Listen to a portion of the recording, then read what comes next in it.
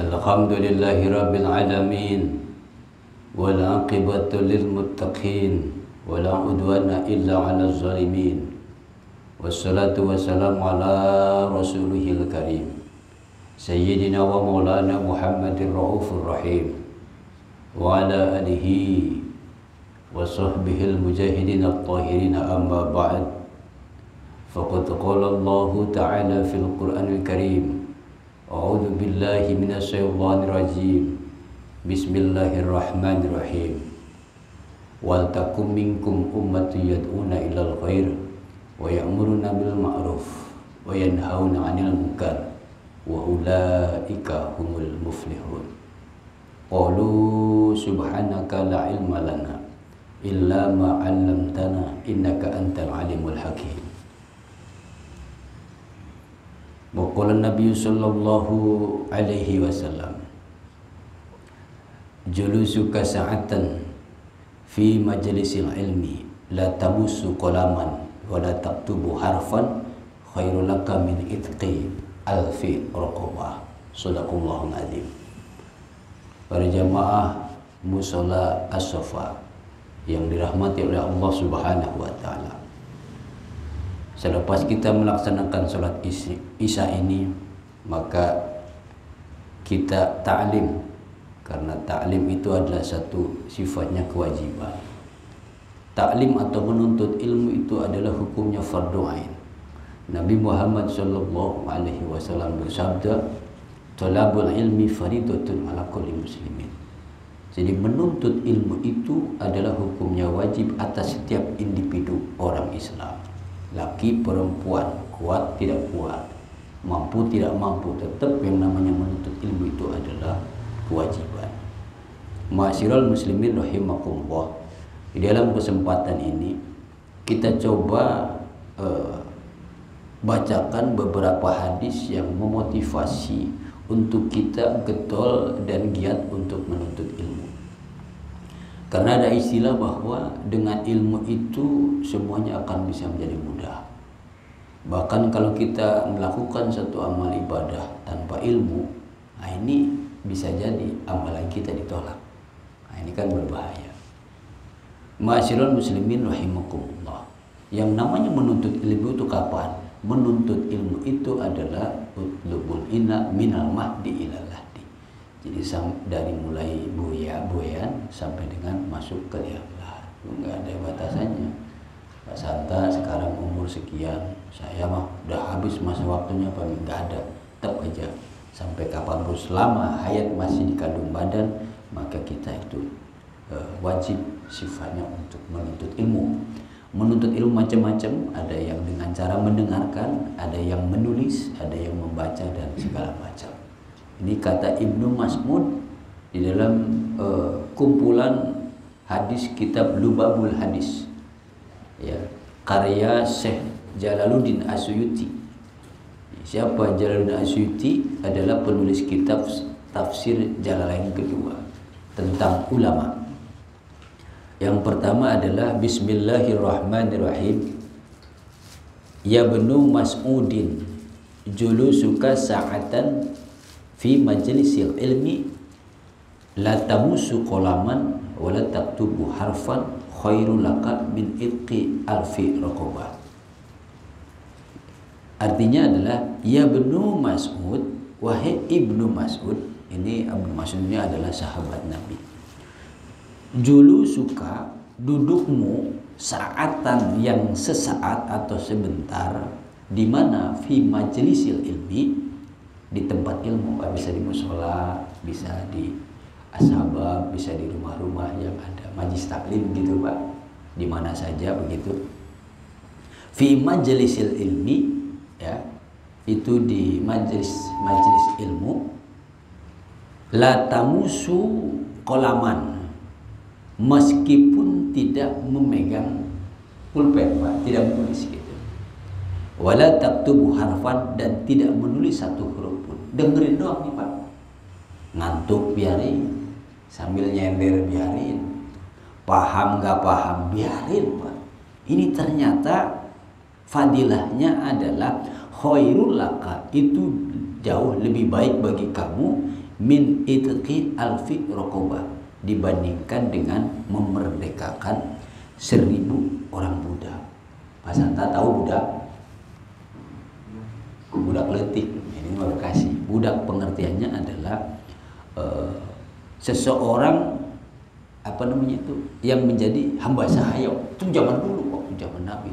Sekarang sudah tidak ada, perbudakan sudah tidak ada lagi. Jadi seperti itu, Pak. Bayangkan, Pak, kalau sahabat Nabi ketika itu memerdekakan 1 orang budak itu mahal, Pak. Mahal, Pak. Ini ternyata duduk kita yang sebentar di majelis ilmi, mau paham apa tidak paham, tidak membawa pulpen, tidak menulis 1 huruf pun, itu fadilahnya adalah khairul laka min itqi alfi raqabah. Jadi lebih baik daripada memerdekakan 1000 orang budak. Nah, jadi pengertiannya luar biasa. Orang menuntut ilmu itu seperti itu. Ma'asyiral muslimin rahimakumullah. Saya kira dengan hadis ini bisa menjelaskan kepada kita bahwa yang disebut dengan menuntut ilmu itu bisa aktif, bisa pasif. Ya, itu anak-anak di TPQ, di DTA segala macam, itu bisa termasuk kategori adalah majelis ilmi. Mereka pun mempunyai hak yang sama, Pak, yaitu bahwa kehadirannya itu duduknya yang sebentar, ya paling juga 30 menit 1 jam lah, seperti itu. Itu ternyata lebih baik dibandingkan dengan memerdekakan 1000 orang budak. Mudah-mudahan kehadiran kita memotivasi setiap hari karena Allah Ta'ala. Yang kedua, hadis yang kedua adalah Bismillahirrahmanirrahim. Man in taqala yata'allamu ilman ghufira lahu qabla ayyahtua, gitu. Man barang siapa intaqala, yang pergi, yata'alam, untuk menuntut ilmu, ya, yata'allamu ilman, untuk menuntut ilmu, ghufira lahu, maka Allah akan mengampunkan baginya, ya, atas dosa-dosa yang pernah diperbuat, ayah tua, sebelum ia melangkahkan kakinya. Pak Nesin pernah hitung dari rumah ke sini berapa langkah? Anggap 100, Pak. Ya, 100 langkah. Pak Udin hampir sama. Ini Pak Santa lebih sedikit. Bang Jul paling pendek. Saya kalau dihitung paling jauh. Itu ternyata, Pak, siapa yang pergi ke musola ini untuk menuntut ilmu, niatnya apakah kuliah subuh, apakah taklim malam Ahad, atau mungkin taklim bersama Habib di malam Kamis dan hari-hari yang lainnya, maka Allah itu akan mengampunkan kita sebelum kita melangkah, Pak. Luar biasa. Saking fadilah ilmu itu luar biasa, Pak. Sebelum melangkah saja sudah. Yang penting ada niat. Karena segala sesuatu itu harus mempunyai niat. Innamal a'malu binniyat. Segala sesuatu itu tergantung daripada niatnya. Jadi niat ini apa? Niat itu karena Allah Ta'ala. Kalau Pak Nesin walaupun setiap hari dijadwalkan datang untuk menuntut ilmu, tapi bukan karena Allah, gue kagak enak sama Pak Imi, gue kagak enak ada Pak Haji kan CCTV-nya, itu berarti nggak dapat, Pak, pahalanya. Yang dimaksud adalah karena Allah Ta'ala, Pak. Jadi menuntut ilmu seperti ini, alhamdulillah, Pak. Jadi luar biasa, Pak. Saya yakin betul, Pak, dengan istilah bahwa as-safa itu membangun peradaban, Pak, bagi orang yang mau. Seperti itu, Pak. Rasulullah SAW berdakwah, Pak. Itu dalam kurun waktu 2 tahun hanya 30 orang, Pak, di Mekah, Pak. Enggak banyak. Tetapi militan luar biasa. Itu Bilal bin Rabah, Pak. Itu sahabat Nabi yang as-sabiqun al-awwalin. Dia disiksa dan segala macam. Di tempat yang panas, kemudian ditaruh batu di atasnya, diseret-seret, Pak. Dia tetap la ilaha illallah. Seperti itu, Pak. Jadi luar biasa. Maka dari itu, baru beberapa bulan kita sudah menggeliat bahkan mungkin ada orang yang sudah merespon. Itu bagus menurut saya. Yang paling penting adalah tetap kita istiqomah. Dengan istiqomah itu tersebut mudah-mudahan nanti akan sedikit-sedikit, lama-lama kemudian orang akan ikut kepada kita. Karena kata Nabi, man arada dunya fa'alaihi ilmi fa'alaihi bil ilmi wa man arada al akhirah fa'alaihi bil ilmi wa man aradahuma fa'alaihi bil ilmi. Jadi kalau kita ingin sukses urusan dunia, panesin di bang bos sayur sudah punya mobil sukses, Bang Udin sudah punya tanah lebar dan segala macam, itu sukses. Ada ilmunya, ada, tidak harus sekolah tinggi, ternyata sukses gitu ya. Seperti itu Pak. Tapi bagaimana kok Pak Iming bisa baca Quran, Pak Zul pintar beraktif segala macam? Itu pasti ada ilmunya, dia belajar. Seperti itu Pak. Siapa yang ingin sukses dunia dan akhirat, maka pakai ilmu Pak. Insya Allah Pak, dengan cara ilmu. Ilmu yang dimaksud adalah satu, ilmu agama, ilmu tauhid, ilmu fikih, ilmu tasawuf dan segala macam. Tetapi di samping itu ilmu-ilmu yang sifatnya dunia penting Pak. Ya, sekolah-sekolah umum penting. Semua ilmu kita harus miliki Pak. Ya, jadi seperti itu. Jadi ternyata sebelum kita melangkah, dosa kita itu sudah diampuni oleh Allah Subhanahu wa taala. Satu lagi. Bismillahirrahmanirrahim. Man ta'allama baban minal ilmi ya'malu bihi aw lam ya'malu bihi kana afdala min ayyusalliya alfa raqnatin tatawwa. Man ta'allama baban, barang siapa yang belajar satu bab. Kemarin sama Habib bab apa tuh? Baru bab ad-din, al-Islam, ya kan? Itu hanya beberapa saja itu. Barang siapa yang belajar satu bab, itu masih belum satu bab.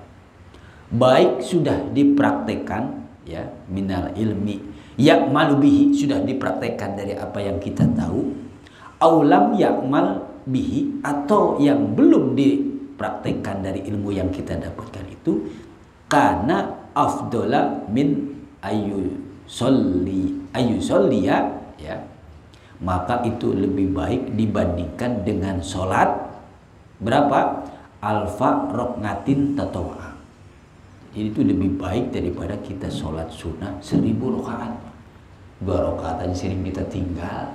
Itu kita menuntut ilmu satu bab, bab sholat misalnya, baik itu sudah dipraktekkan atau belum dari ilmu yang kita miliki, itu ternyata fadilahnya adalah lebih baik dibandingkan dengan kita sholat sunat 1000 rakaat. Subhanallah. Itu Bapak Ibu hadirin yang berbahagia, mudah-mudahan kita senantiasa termotivasi untuk senantiasa menambah ilmu pengetahuan, karena ilmu itu walaupun sedikit bisa menjadikan hidup kita tenang dan akan ditingkatkan derajatnya oleh Allah Subhanahu wa taala.